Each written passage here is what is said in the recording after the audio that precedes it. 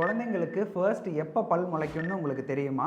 பொதுவாக பால் பல்லுன்னு சொல்கிற இந்த பிரைமரி டீத் மொத்தம் 20 இருக்கும். எந்தெந்த மாதத்தில் முளைக்குங்கிற சீக்வன்ஸை நம்ம இப்போ பார்க்கலாம். ஃபர்ஸ்ட் 6வது மாதத்தில் குழந்தைங்களோட கீழ் முன்பல் முளைக்கும். அதுக்கு பிறகு அவங்களோட மேல் முன்பல் முளைக்க ஆரம்பிக்கும். அடுத்து 8லேருந்து 16 மாதத்துக்குள்ள குழந்தைங்களோட முன்பல்லுக்கு பக்கத்தில் இருக்கிற பல் மேலேயும் கீழேயும் அடுத்தடுத்து முளைக்க ஆரம்பிக்கும். குழந்தைங்களுக்கு 1 இயர் ஆனதுக்கப்புறம், அதாவது 13வது மாதத்துலேருந்து 19வது மாதத்துக்குள்ள ஃபர்ஸ்ட் கடவாப்பல் முளைக்க ஆரம்பிக்கும்.